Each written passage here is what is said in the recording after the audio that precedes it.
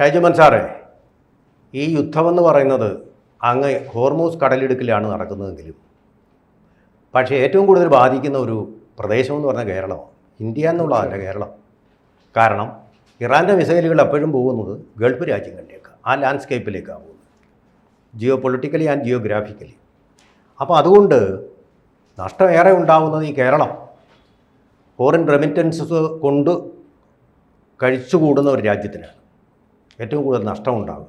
പക്ഷേ നമ്മുടെ ഈ തെരഞ്ഞെടുപ്പൊക്കെ കഴിഞ്ഞു, വോട്ടുകളെല്ലാം ബാലറ്റ് ബോക്സിലല്ല EVM മെഷീനുകളിലായി കഴിഞ്ഞു. പക്ഷേ ഈ തെരഞ്ഞെടുപ്പിൽ ഏറ്റവും അധികം അവഗണിക്കപ്പെട്ടത് നമ്മുടെ ഈ സഹോദരങ്ങളുടെ, ഗൾഫിലെ സഹോദരന്മാരുടെ, നമുക്ക് റെമിറ്റൻസസ് അയച്ചുകൊണ്ടിരിക്കുന്ന, തെരഞ്ഞെടുപ്പിന് ഏറ്റവും കൂടുതൽ ഫണ്ട് നൽകുന്ന ആ ഒരു വിഭാഗത്തെ പാടെ മറന്നു, അവഗണിച്ചു.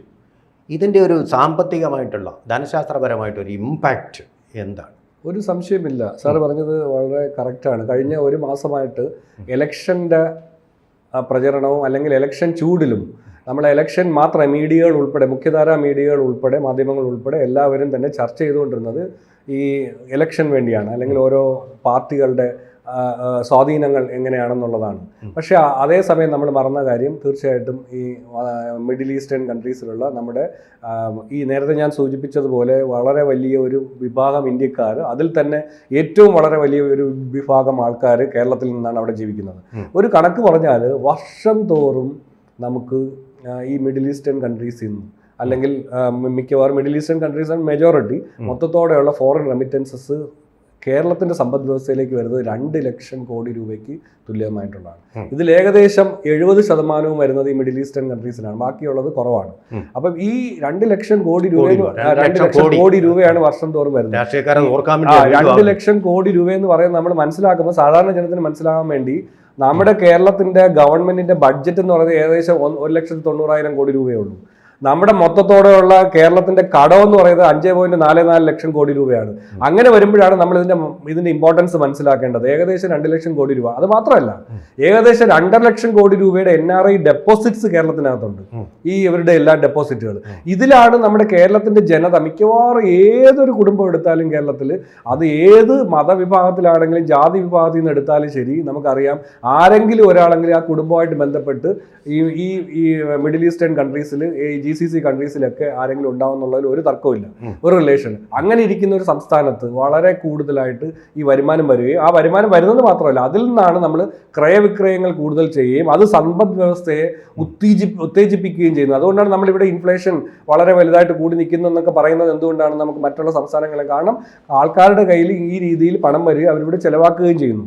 അതുകൊണ്ട് ഒരു കാര്യം കൂടെ പറയാം, അന്യദേശ തൊഴിലാളികൾ കേരളം ഒരു ഗൾഫായി മാറുന്നതിന്റെ കാര്യവും ഇത് തന്നെയാണ്. കാരണം നമ്മുടെ ആൾക്കാർ ഗൾഫിൽ പോയി ജോലി ചെയ്യുന്നു, അതിന്റെ ഗ്യാപ്പ് മാറ്റുന്നത് എന്താണ്?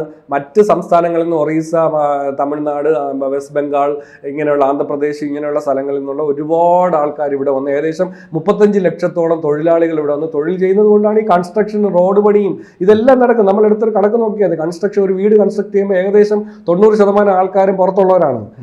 ഇപ്പൊ കോൺട്രാക്ടേഴ്സ് വരെ പുറത്തുള്ളവരാണ്. അപ്പൊ അങ്ങനെ വരാൻ കാരണം എന്ന് വെച്ചാൽ ഈ പണം നമ്മുടെ ഇവിടെ വരികയും, പക്ഷെ ബുദ്ധിപൂർവ്വം നമ്മൾ ഈ പണം, പുറത്തുനിന്ന് വരുന്ന പണം നമ്മളിവിടെ ഉപയോഗിക്കുന്നില്ല. നമ്മളിവിടെ വീടുകളും മറ്റും വയ്ക്കുന്നുണ്ട്, പക്ഷേ ഇത് നിർബാധം മറ്റ് സംസ്ഥാനങ്ങളിലേക്ക് അതിലൂടെ ഒഴുകിപ്പോയിക്കൊണ്ടിരിക്കുകയാണ് ചെയ്യുന്നത്. അത് മറ്റൊരു വശം, അത് മറ്റൊരു കാര്യം. പക്ഷേ നമ്മുടെ സമ്പദ് വ്യവസ്ഥയെ നിലനിർത്തുന്നതിൽ ഈ രാജ്യങ്ങൾ, ഈ മിഡിൽ ഈസ്റ്റേൺ കൺട്രീസ് വളരെ വളരെ വലിയൊരു റോളാണ് പ്ലേ ചെയ്തുകൊണ്ടിരിക്കുന്നത്. അപ്പോൾ അവിടുന്ന് ആനുവലി ഒരുപാട് പണം വരുന്നുണ്ട്. അത് കാരണം നമ്മുടെ പർച്ചേസിങ് പവർ കൂടുന്നുണ്ട്. ആ പർച്ചേസിങ് പവർ കൂടുന്നത് കാരണം നമ്മളിവിടെ ഉൽപ്പാദിപ്പിക്കുന്നില്ലെങ്കിൽ മറ്റ് സംസ്ഥാനങ്ങളിൽ നമ്മൾ സാധനങ്ങൾ വാങ്ങിക്കുന്നു. അപ്പോൾ അവിടുത്തെ ഇക്കോണമി ഉത്തേജിപ്പിക്കുന്ന സംസ്ഥാനങ്ങളിൽ സാധനങ്ങൾ മാത്രമല്ല, ആളുകളെയും വാങ്ങിക്കുന്നു. കാരണം ഈ ആളുകളെല്ലാം അവിടെ നിന്നാണ് വരുന്നത്, ഈ തൊഴിലിനുള്ള ആൾക്കാർ. അപ്പോൾ അങ്ങനെ വാങ്ങിക്കുമ്പോൾ ഇത് മറ്റ് സംസ്ഥാനങ്ങളുടെ സമ്പദ് വ്യവസ്ഥയിലും ഒരുപാട് ഇമ്പാക്റ്റ് ആണ് ഉണ്ടാക്കുന്നത്. അപ്പം ഈ സംസ്ഥാനത്തിന്റെ, അല്ലെങ്കിൽ സർക്കാരിന്റെ പോലും പലപ്പോഴും ടാക്സിനും മറ്റുമൊക്കെ ഒരു പ്രധാനപ്പെട്ട സോഴ്സ് എന്ന് പറയുന്നത് ഫോറിൻ റെമിറ്റൻസസ് ആണ്. ഇനി ഒരു കാര്യം നമ്മൾ ചിന്തിക്കാത്തൊരു കാര്യമുണ്ട്. നമ്മളിത് കണ്ടതാണ്, നിദാക്കത്ത് എന്ന് പറഞ്ഞ സംഗതി നടപ്പിലാക്കിയപ്പം എത്രയോ പേര് നിദാക്കത്ത് ഗൾഫിൽ നടപ്പിലാക്കിയപ്പോൾ സ്വദേശി, അപ്പോൾ സംഭവിച്ചത് എന്താണെന്ന് വെച്ചാൽ ഒരുപാട് ആൾക്കാർ, മലയാളികൾ നമ്മൾ തിരിച്ചു വന്നത് നമ്മൾ കണ്ടു. അവരുടെ ജീവിതമൊക്കെ പ്രശ്നങ്ങളിലായി നമ്മൾ കണ്ടു. ഇനി വരാൻ പോകുന്നത്, ഈ യുദ്ധം തുടർന്നാൽ നമ്മുടെ മിഡിൽ ഈസ്റ്റേൺ കൺട്രീസിൽ അവിടെ വ്യവസായികൾക്ക് വ്യവസായം ചെയ്യാൻ പറ്റാതാവുമ്പോൾ തീർച്ചയായിട്ടും അവർ ചെയ്യുന്നത് പെട്ടെന്ന് പിരിച്ചുവിടും. അവർക്ക് ജോബ് സെക്യൂരിറ്റി ഉള്ളതല്ല. അങ്ങനെ പിരിച്ചുവിടുന്ന ആൾക്കാർ തിരിച്ചു വന്നാൽ നമ്മൾ ഏകദേശം 1.5 കോടിയോളം തന്നെ ആൾക്കാർ, ഏകദേശം 1 കോടിക്കടുത്ത ആൾക്കാർ മറ്റ് രാജ്യങ്ങളിലാണ്, ഇൻക്ലൂഡിങ് മിഡിൽ ഈസ്റ്റേൺ കൺട്രീസ്. അവിടുന്ന് തിരിച്ചു വന്നാൽ അവരെ നമുക്ക് താങ്ങാൻ പറ്റുമോ? രാജ്യത്തെ തന്നെ ഏറ്റവും കൂടുതൽ ഡെൻസിറ്റി ഓഫ് പോപ്പുലേഷൻ, ജനസാന്ദ്രത ഉള്ള സംസ്ഥാനങ്ങളിൽ ഒന്നാണ് കേരളം. അപ്പൊ ഇനി കൂടുതൽ ആൾക്കാർ വന്നാൽ അവർ എങ്ങനെ കഴിയും? എവിടെ താമസിക്കും? അവരുടെ ജീവിത നില എന്താണ്? ജീവിത രീതി എന്താണ്? നമ്മൾ ഈ ഒരു ആൾക്കാർ, ഈ വിദേശ മലയാളികളെ പറ്റി പലതും പറഞ്ഞെങ്കിലും ഒരു രാഷ്ട്രീയ പാർട്ടികളുടെയും മാനിഫെസ്റ്റോയിലൊന്നും വലുതായിട്ട് വിദേശ മലയാളികൾക്ക് എന്താണ് ചെയ്യാൻ പോകുന്നത്, എന്തൊക്കെ കാര്യമാണ് ചെയ്യാൻ പോകുന്നതെന്നൊന്നും ആരും പറയാറില്ല. പിന്നെ ഒരു ലോക കേരള സഭ നടത്തുക, ഇതൊക്കെയാണ് പ്രധാനമായിട്ട് പറയാൻ പറ്റുന്നത്, അല്ലാതെ പറയാറില്ല. അപ്പൊ അതുകൊണ്ട് നമ്മൾ അവരെ വളരെ നമ്മുടെ ശരിക്കും പറയാം, ഞാൻ പറയും ബ്രെഡ് ഏണേഴ്സ് ആണ് അവർ.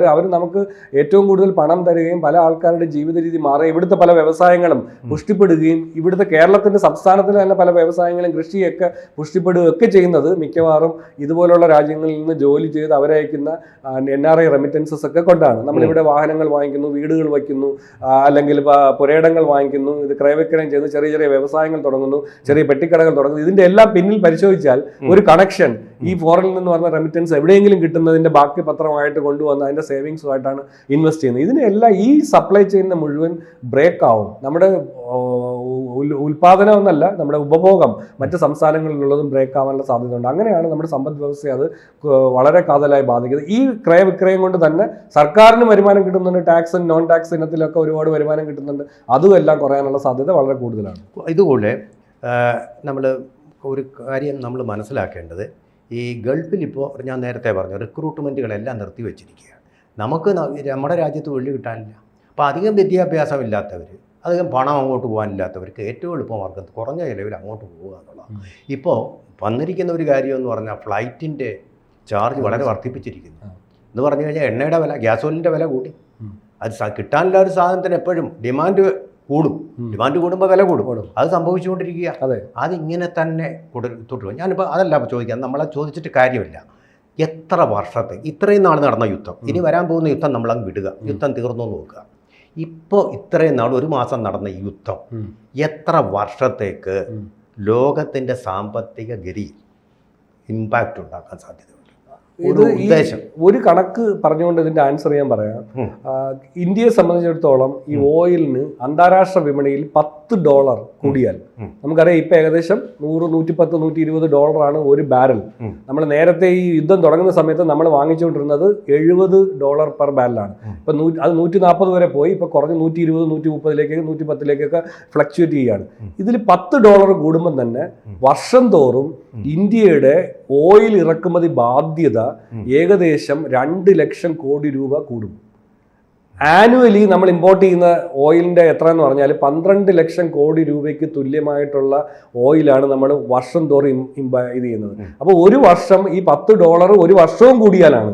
അപ്പോൾ എൻ്റെ കണക്ക് കൂട്ടലുകളിൽ തീർച്ചയായിട്ടും ഈ ഓയിലിന്റെ പ്രൈസ്, കാരണം 2-3 ഓയിൽ റിഗുകളൊക്കെ അവർ തകർത്തതുകൊണ്ട് ഓയിലിന്റെ പ്രൈസ് 70-ലൊന്നും അടുത്തങ്ങ് വരാൻ സാധ്യതയില്ല. 100-ൽ തന്നെ നിൽക്കുകയാണെങ്കിൽ നമ്മുടെ രാജ്യത്ത് മാത്രം ഈ ഒരു വർഷം ഇത് നിന്നാൽ ഏകദേശം 2 ലക്ഷം കോടി രൂപ നമ്മൾ അധികം പേ ചെയ്ത് തിരിച്ചു കൊണ്ടുവരണം. അപ്പൊ അങ്ങനെ അധികം പേ ചെയ്യുമ്പോൾ പ്രശ്നം എന്താണ്? അധികം പേ ചെയ്യുമ്പോൾ നമ്മുടെ ആഭ്യന്തര വിപണിയിൽ ട്രാൻസ്പോർട്ടേഷൻ കോസ്റ്റ് കൂടും, മറ്റെല്ലാത്തിൻ്റെയും കോസ്റ്റ് കൂടും, വിലക്കയറ്റം ഉണ്ടാവും, ആൾക്കാരുടെ ജീവിത നിലവാരം എല്ലാം താഴോട്ട് പോകും, അവർക്ക് പർച്ചേസിംഗ് പവർ ഇല്ലാതെ വരും. അപ്പൊ ലോകത്തെ സംബന്ധിച്ചിടത്തോളം ചോദിച്ച ചോദ്യത്തിന്റെ ഉത്തരം തീർച്ചയായിട്ടും ഇത് ഒരു 2 വർഷമെങ്കിലും ഈ നോർമൽ ആയാൽ, ഇനി 1 മാസം കൊണ്ട് ഇത് നോർമൽ ആയാൽ തന്നെ ഇതിന്റെ ഇമ്പാക്റ്റ് ഒരു 2 വർഷമെങ്കിലും തുടരാനാണ് സാധ്യത. അവസാനം ഒരൊറ്റ ചോദ്യം യെസ് ഓർ നോ എന്നുള്ള ഇതിൽ പറഞ്ഞാലും മതി. ഗൾഫിൽ നിന്ന് ഇപ്പോൾ ജോലിയുള്ളവർക്ക് തിരിച്ച് നമ്മുടെ നാട്ടിലേക്ക് മടങ്ങേണ്ടി വരുമോ? തൽക്കാലം മടങ്ങേണ്ടി വരുന്ന സാധ്യതയില്ല. ഇപ്പൊ തൽക്കാലം മടങ്ങേണ്ട സാധ്യതയില്ല. പക്ഷെ ഇത് തുടർന്നാൽ, 1 മാസം കൂടി തുടർന്നാൽ ചിലപ്പോൾ ഒരുപക്ഷെ നമ്മൾ വളരെ വലുതായിട്ട് ഈ ആൾക്കാർ തിരിച്ചു വരുന്നത് നമുക്ക് കാണാൻ പറ്റും. തിരിച്ചു വരുമോ? കൂടുതൽ വാർത്തകളും വിശേഷങ്ങളും നിങ്ങളിലേക്ക് എത്താൻ ABC മലയാളം സബ്സ്ക്രൈബ് ചെയ്യുക, ബെൽ ബട്ടണും അമർത്തുക.